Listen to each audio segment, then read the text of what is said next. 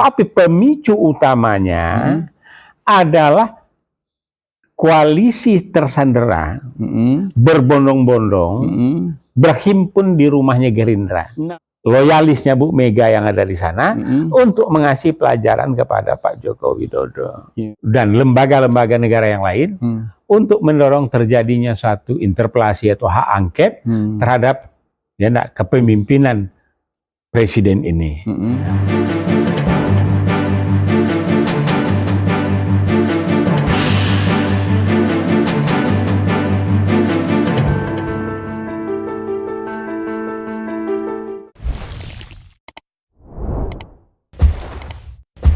Bismillahirrahmanirrahim. Assalamualaikum warahmatullahi wabarakatuh. Waalaikumsalam warahmatullahi wabarakatuh. Prof, sehat Prof? Alhamdulillah, Bib. Alhamdulillahirabbil alamin. Bersyukur pagi ini kita masih sehat walafiat. Iya, saya pakai jas ini karena masih Agustusan. Oh gitu. Mau jadi pembina upacara ini. Diam-diam nih masih punya pasukan nih rupanya nih. Insya Allah, Bib. Ada sekolahan, ada yayasan. Ya. Jadi bincang-bincang apa lagi? Letih ini mikirkan Republik tercinta ini. Jangan letih, Prof. Ini kan sebetulnya kita hadapin dengan yang gembira ya, walaupun di sana sini persilatan politik begitu dahsyat ya. Di sisi satu sudah senang-senang, sisi lainnya juga masih galau, satu sisi lagi sudah berkumpul, tiba-tiba banyak kritik sana sini, ya makin hari makin menarik. Oke, Bib. Jadi barangkali gini, Bib, kita ambil saja dulu peta yang sudah konkret. Ya. Yang memang sudah. Artinya sekarang ini untuk Pilpres, ya itu koalisi perubahan, PKS, Nasdem, dan Demokrat itu Anies. Kemudian Gerindra itu yang sedang berjalan prosesnya dengan PKB itu adalah Prabowo, capresnya. Ditebakkan. Kan ditebakkan. Iya, betul. Tambah lagi belum. Ini kan peta yang sudah berjalan. Oh, peta yang lalu nih kitanya nih yang lalu. Ya itu harus kita ambil patokannya dari sana supaya enak membaca terjadi berikutnya polarisasi. Oke. Nah, PDIP itu kita urut ya. Iya. PDIP itu nyomot Ganjar April 21. Iya. Itu PDIP. Apal banget tuh tanggal, Prof. Ada apa sih rupanya tanggal itu? Ya, hari Kartini, Bib. Oh gitu. Nah, kemudian kita lihat, Bib ya. Di dalam polarisasi pemikiran dan sebagainya, cawe-cawe dan juga upaya kolaborasi. Nah, ini kita melihat adanya manuver-manuver dari tokoh ini. PDIP melalui puannya melakukan manuver yang luar biasa. Yaitu pertama dia berkomunikasi dengan AHY. Karena sudah jadi kingmaker. Karena sudah menjadi queen and kingmaker. Oh, queen and king. Oh, tambah queen ya? Ya. Masya Allah. Kemudian kita lihat lagi beliau bermanuver ke Surya Paloh. Ya. Nah ini. Silaturahmi politik. Silaturahmi politik. Bagus, Bro. Ya, di bulan Agustus ini kan. Nah, kemudian Erlangga juga melakukan manuver ke SBY, ya, kemudian terakhir ke Anies, ya. Caimin juga demikian ke Hamzah, ke Pak Tri kalau tidak salah, dan seterusnya. Nah, dari manuver-manuver ini maka munculnya cawe-cawe. Nah, cawe-cawe muncul, rupanya sebelumnya ada yang di-endorse untuk bermain untuk di Wapres, yaitu Erick Thohir dan Sandiaga Uno. Nah, kita lanjut, ya. Kita melihat di dalam dinamika ini, di samping masalah kita bicara sistem konstitusi yang ada, tapi faktor manusia, faktor psikologisnya juga ada. Kita lihat bahwa ada friksi antara Megawati dan SBY. Ada. Ya. Udah lama ya tuh ya? Udah lama. Ya. Kemudian Megawati dengan Surya Paloh. Ya. Kemudian Megawati dengan Prabowo. Ya. Nah, terakhir ini dari perjalanan manuver-manuver politik, upaya-upaya pendekatan, kemudian kita melihat di dalam hal ini mereka menggunakan jejaring kekuasaan, massa, kekuatan, komposisi di DPR. Maka dalam hal ini DPR itu dikontrol oleh Bu Mega dan Pak Jokowi. Apa DPR masih berfungsi, Prof? Berfungsi untuk menerbitkan kebijakan publik. Tapi kan selalu yang hasilnya kan kontroversial terus. Ya, kontrol yang penting itu sudah sah sebagai undang-undang karena ada pemerintah dan ada DPR. Karena selalu demo. Itu soal demo, yang penting ini jalan terus ya enggak. Gitu. Demo apapun, biarin aja. Biarin aja demo. Kemarin orang demo dia piknik di atas kereta. Oh gitu. Nah, emang gue pikirin katanya. Iya, emang pikirin. Jadi sedangkan lembaga-lembaga negara yang berkaitan dengan masalah penegakan hukum, MA ya punya keberanian dengan menolak upaya pencopetan oleh PK-nya Muldoko. Maka impact-nya adalah Demokrat tenang, koalisi perubahan tenang, perjalanan makin lancar. Kita lihat lagi MK, ya. Nah MK ini, wah luar biasa, ya. Ini betul-betul dimanfaatkan sedemikian rupa MK ini. Dan MK ini ada kaitannya dengan manuver Gibran. Bukan Gibran, bukan Prof. Bukan. Pencipta Gibran. Bukan Gibrannya, penciptanya. Ya, jadi begini. Bukan, setelah dibuat pencitraan, Gibrannya bangun. Terus bermanuver. Apa manuvernya? Makan bersama dengan Prabowo. Oh, Bang Syuk itu. Saya pikir berperan di MK. Kalau di MK itu ada. Tapi kaitannya dengan MK itu ada. Karena itu kan pamannya. Oh ya? Ya. Suami dari tantenya. Nah, ini barang koneksitas politik. Oh, koneksitas ya? Nah, katanya tanda kutip. Nah, kemudian KPK. Nah, ini juga ya perangkat hukum yang selama ini bermain dan sepertinya sangat ya digunakan untuk penegakan hukum sesuai dengan kemauannya pemerintah rezim dalam hal ini Pak Jokowi. Nah kemudian kepolisian kita juga tahu sampai di internalnya terjadi friksi di antara mereka. Endar digeser, terakhir lagi mendesak untuk ini. Kemudian copotnya Asep kalau tidak salah mengundurkan diri terakhir. Nggak jadi? Nggak jadi, tetap? Nggak boleh? Oh nggak boleh. Dia sudah minta mundur tapi dipertahankan. Oke. Nah ini jadi kontrol lembaga hukum dikaitkan dengan jangkar kekuasaan dan kontrol di dalam dinamika konstitusi kita. Nah, yang bermain tadi itu 3, Mega, antara SBY, kemudian Jokowi. Nah, di dalam perjalanannya kan masih ada, Prof. Ya, Surya Paloh ada, PKS ada, ini. Tapi ini yang kenceng manuvernya dalam kaitannya Pilpres ini. Gitu. Nah, Pilpres dan pemilu, ya.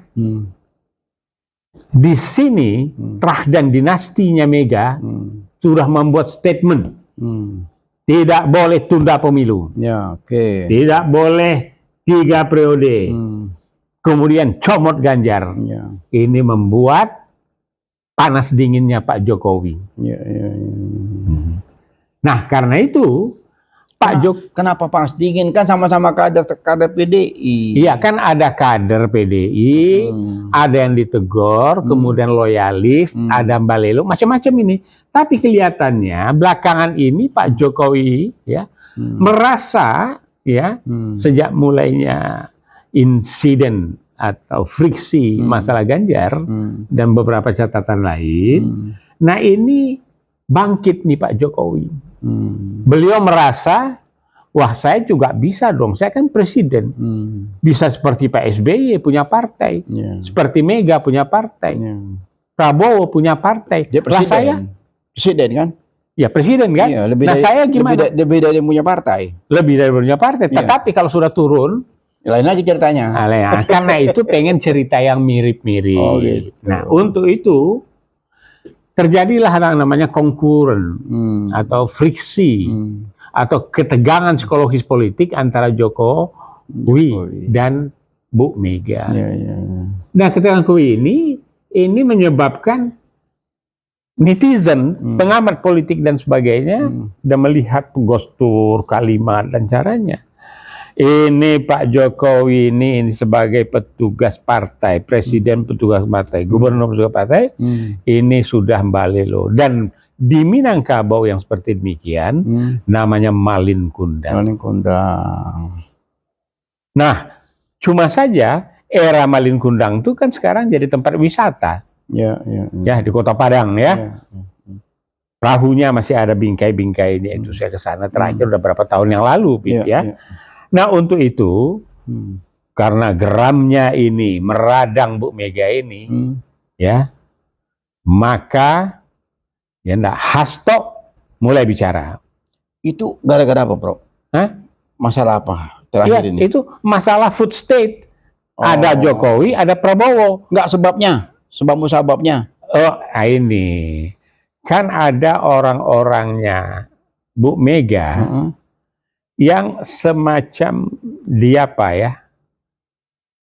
dipersekusi barangkali. Enggak, saya ingat saya itu waktu itu pertama Caimin merapat ke Queenmaker. Nah itu setelah ini Bu. Jadi kalau itu besar ya, dengan peradangan ini terjadi itu. Tapi pemicu utamanya adalah koalisi tersandera berbondong-bondong berhimpun di rumahnya Gerindra. Nah itu yang saya maksud. Gara-gara itu ini tadi geram, meradang, marah, bertindak. Ini modelnya Pak Anies Baswedan kan. Gagasan, program, ya, gagasan, narasi, program, action. Nah ini udah sampai ke action. Apa actionnya? Hasto mulai bicara tentang state of foods, gagasan besar dari Pak Jokowi, mau tiru Pak Harto, bisa swasembada pangan. Ya, nah ini yang ditugasi Menhan. Gundul itu hutan, dilihatkan di dalam video, ya, dan bicara Hasto, ini adalah kejahatan lingkungan. Nah, kalau jadi lingkungan, ya ini Pak Jokowi dan Pak Prabowo. Jadi sekali menepuk sekali merangkuh dayung, 2-3 terlampaui. Sekali mengangkat masalah, 2 orang yang kena nih, Prabowo sama Jokowi. Hebat ini. Juga ya. Jadi sekali menepuk 2 lalat yang kena. Ini tapi kan ada lagi Prof, tambahan Prof. Apa itu? Hasto juga masih. Yang soal ini. Soal acara. Yang gedung-gedung bersejarah. Gedung bersejarah itu dibuat kegiatan politik praktis, katanya nggak boleh. Nggak boleh. Cuma ada undang-undangnya nggak? Atau cuma etika barangkali. Etik perpolitikan. Gitu. Sekarang pada saat dia perlu dia pakai etik. Gitu. Ini contohnya begini, ngikutin nggak? Kita mau kaji khusus tuh. Pak Presiden pidato di DPR. Apa salah satunya yang saya pegang? Saya terima itu dibilang dungu, tolol, apa? Ya iyalah. Itu demokrasi yang kebablasan. Ya, ini merusak budaya etika, keluhuran budi bangsa kita. Nah, berarti dia marah tuh ya? Enggak marah. Marah dong, kalau bahasa seperti itu kan marah. Oh, marah itu. Iyalah. Jadi kemudian kenegaraan segitu banyak tamu ada. Jadi lingkungan budaya ini sudah tercemar. Lah kita kan pernah bicara. Lingkungan itu juga ada lingkungan masyarakat, sosial, politik, di mana manusia itu sebagai polutan. Kan kita bicara. Betul. Tapi belum selesai itu. Yang polutan itu sekarang di dalam konstitusi kita siapa? Banyak kan? Apa polutan itu bisa kita berikan gelar itu kepada si A, si B, si C? Ya mungkin LBP. Ya. Ya mungkin juga polutannya itu Panji Gumilang. Atau John Ngabalin. Ya. Jadi banyak ya. Banyak itu. Tapi itu juga apa? Karena nilai setitik rusak susu sebelanga. Nah ini yang mana maksudnya? Apa juga Pak Jokowi ini menyindir Pak LBP? Padahal mereka sedang bahu-membahu membuat ikatan kuat dengan sahabat karibnya Xi Jinping. Tapi bukan saudara tua. Kalau yang saudara tua tuh Nippon, Jepang itu dulu. Ya. Jadi inilah kondisi yang terjadi. Jadi sekarang kita harapkan memang Malin Kundang ini mesti dikasih pelajaran. Kita serahkanlah sama Bu Mega. Dan yang berbondong-bondong tadi ke Gerindra, kalau dihitung, ya enggak, thresholdnya besar itu, ya enggak, di atas koalisi perubahan. PDIP dengan P3, yang kabarnya, ya enggak, P3 lagi mikir-mikir, betul Bib? Iya. Betul. Kedengaran enggak? Ya, ada suara seperti itu. Ada suara ya. Ya, kalau enggak percaya, tanyakanlah pada rumput yang bergoyang. Nah, ini EBIT GAD. Atau ya enggak, kita merdeka, puisinya daripada Taufik Ismail. Jangan bertiak merdeka. Kita masih berhutang ribuan triliun. Bener juga ini Bang Taufik Ismail ini. Ya. Luar biasa, yang Pramudia, menantu dan anaknya, ya. Prof, tadi ada hitung-hitungan angka-angka tadi, yang di Prof singgung tadi. Arahnya kemana sih Prof? Ada hitung-hitungan angka tadi? Arahnya begini, artinya begini. Kan tadi kita sudah bicara tentang DPR tuh, ya kan ada yang namanya jangkar dan kekuasaan, jaringan.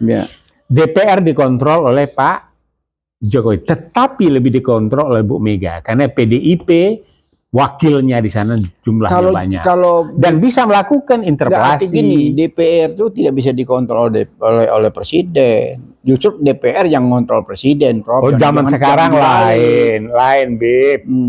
Kalau zamannya Gus Dur dibilang ya enggak, DPR itu TK, tukang stempel. Sekarang zombie. Artinya apa kata Pak Jokowi, tapi bukan dalam bentuk formal instruction, tidak. Cuma by design. Jadi kalau by design, dalam bisikan yang keras, seperti lagu EBIT GAD, ayahku katanya. Dia mengingatkan ayahnya ini di kampung. Nah, dia bisikkan kepada loyalisnya di DPR. Interpelasi itu, presiden. Bisa. Apalagi itu DPR-nya Puan. Nah, dia harus mikir besar ini, Pak Jokowi ini. Ada kemungkinan untuk itu? Why not? Semua kemungkinan. Yang tidak mungkin itu cuma satu, Bib. Al-Quran itu tidak bisa diganggu. Titik komanya Allah menjaga itu. Tapi kalau soal Undang-Undang 45, amandemen 2098, terus reformasi sampai 2000, itu yang dipakai, ombudsman apa. Nanti perubahan, cabut semua yang tidak berpihak pada rakyat.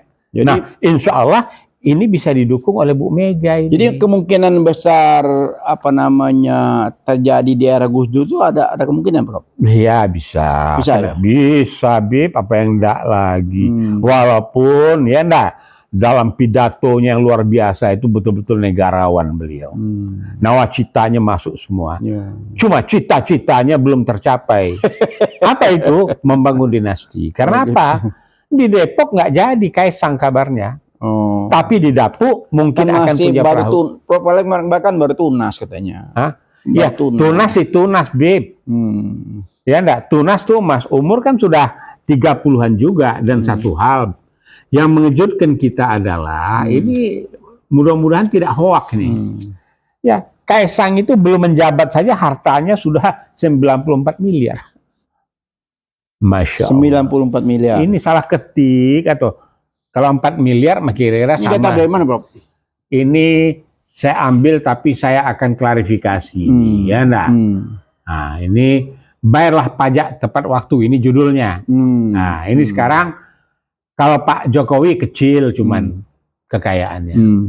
Kalau adik ipar Jokowi itu ada dia loncat skipping sekali, 2 kali, 3 kali. Tadinya katanya 5M, sekarang 31M. Ini maaf ini. Kita perlu klarifikasi. Ini ketua MK ya? Iya, yang mengupload nih siapa ini.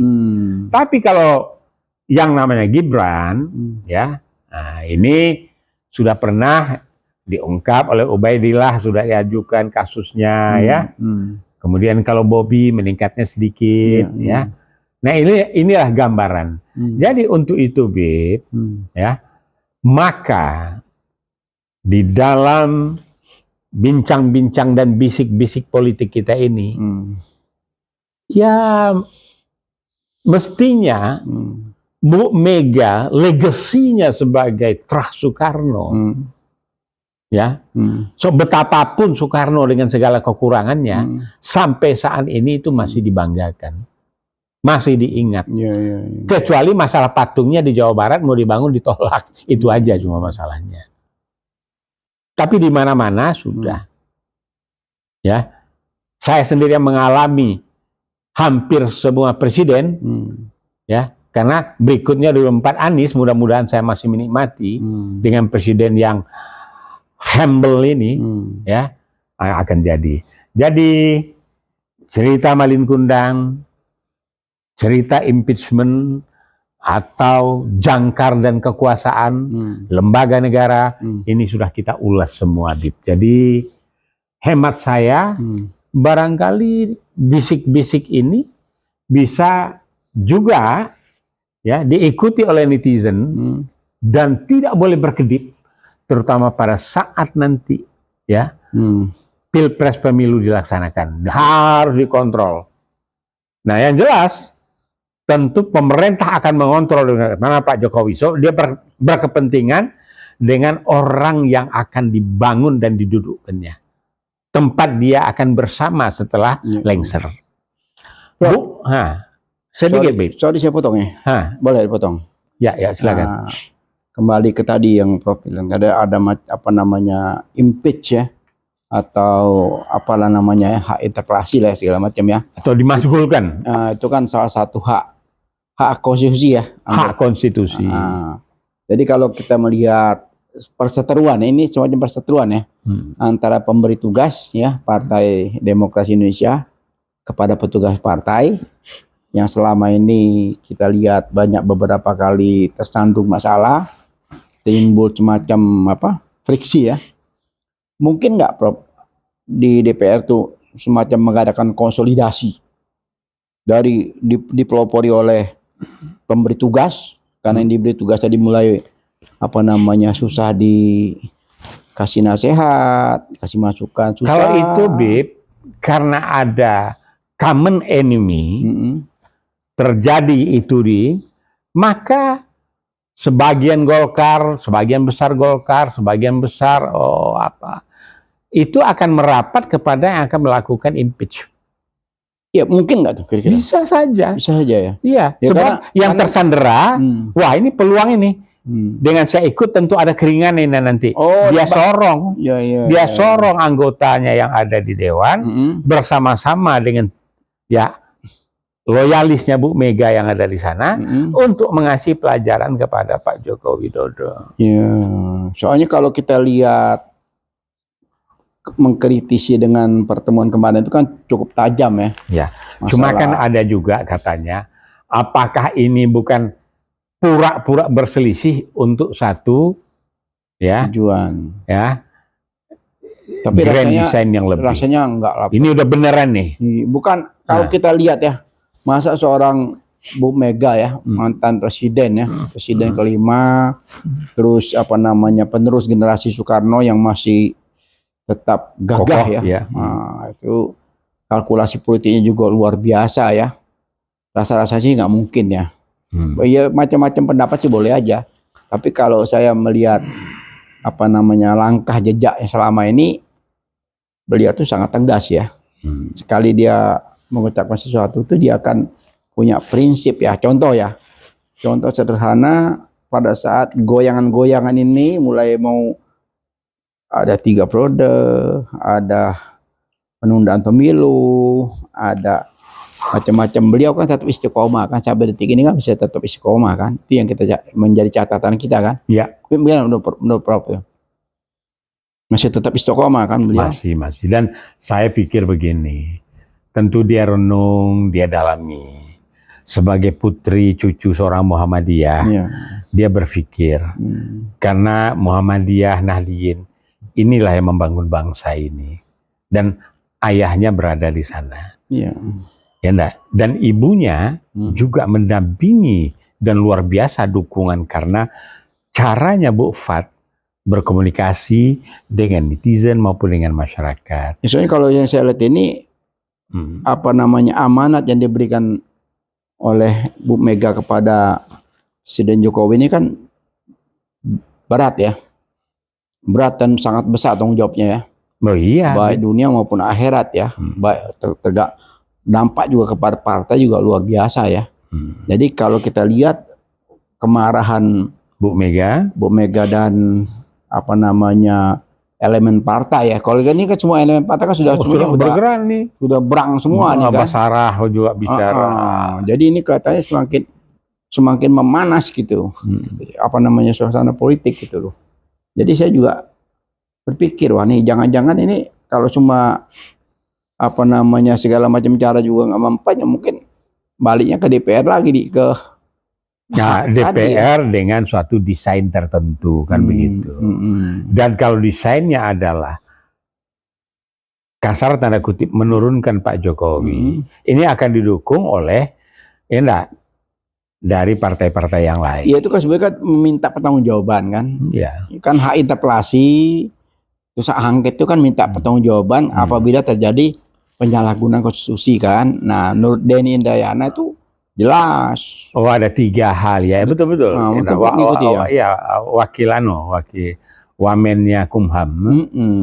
Beliau kira-kira beberapa hari lalu tuh tentang dia mengomentari tentang pemakzulan itu, ya ini pintu itu sangat terbuka luas katanya. Banyak sekali hal-hal yang bisa.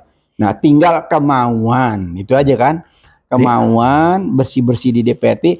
Apa DPR itu mau ikut-ikutan meninggalkan legasi yang buruk atau tidak kan gitu, Prof? Ya, jadi marilah apa yang telah lewat menjadi catatan. Kemudian bahwa di koalisi perubahan itu juga orang yang bagus-bagus. Tiada dendam bagi mereka, tapi bahwa hukum perlu ditegakkan.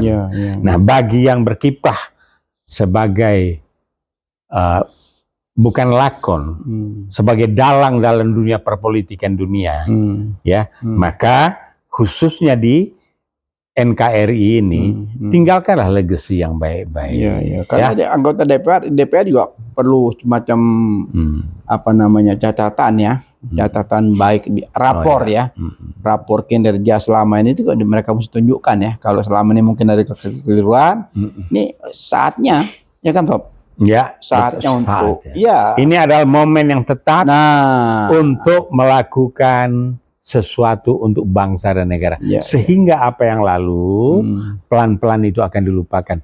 Ke depan NKRI tegak teguh beriman sesuai ketuhanan yang Maha Esa. Jalan sudah, dan insya Allah kita akan bisa menjadi 5 besar dunia. Nah, ini kan 5 besar nih, karena kita kaya, SDM-nya bagus, hasil kita energi terbarukan cukup, mineral masih ada banyak untuk modal pembangunan, dan juga orang-orang jalan lurus masih banyak. Yang tidak lurus jalannya perlu kita sadarkan. Kan begitu, Bib? Mungkin Prof memberikan semacam saran ya, Prof ya. Dengan kondisi terkini ya, terkini ini agar hiruk pikuk ini ya, suasana persilangan politik ini semakin hari semakin semakin membesar ya. Gimana, Prof?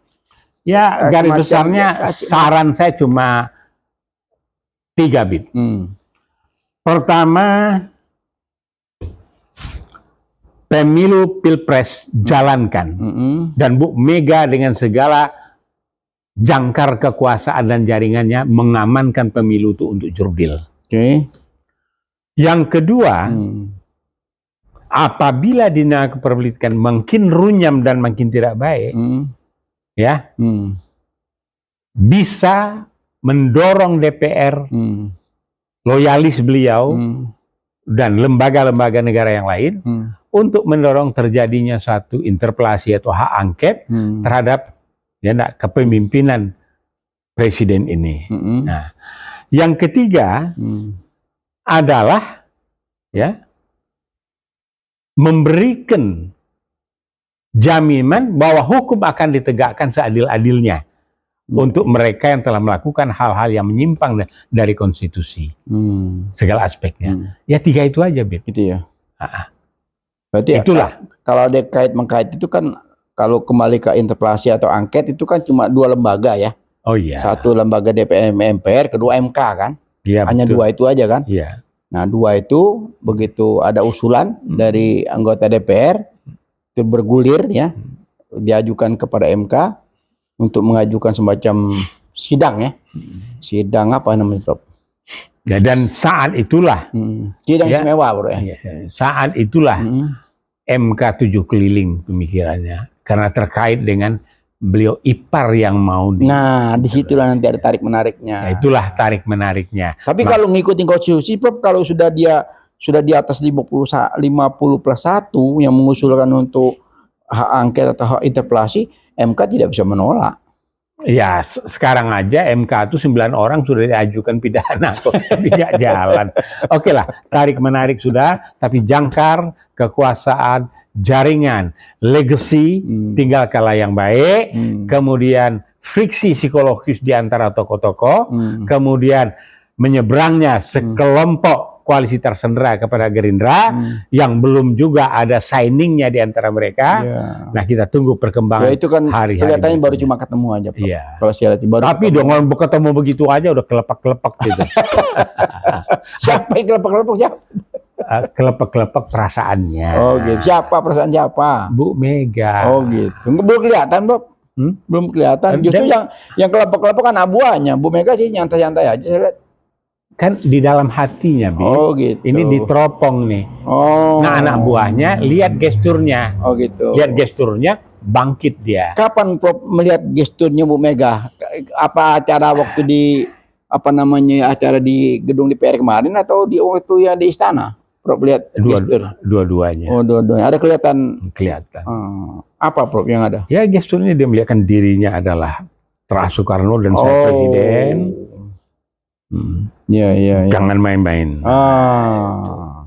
Kalau presiden bilang katakan, kan begitu. Katakan, kembalikan, kan begitu kan? Ya. Kalau Bung Karno. Itu kira-kira menjadi perhatian nggak sih, Prof? Oh iya, jadi perhatian. Tapi kalau yang saya lihat yang jadi perhatian justru ada 2 menteri yang lucu tuh. Jadi heboh viral tuh. Basuki itu betulin bajunya Erik. Jadi ramai itu jadi viral katanya.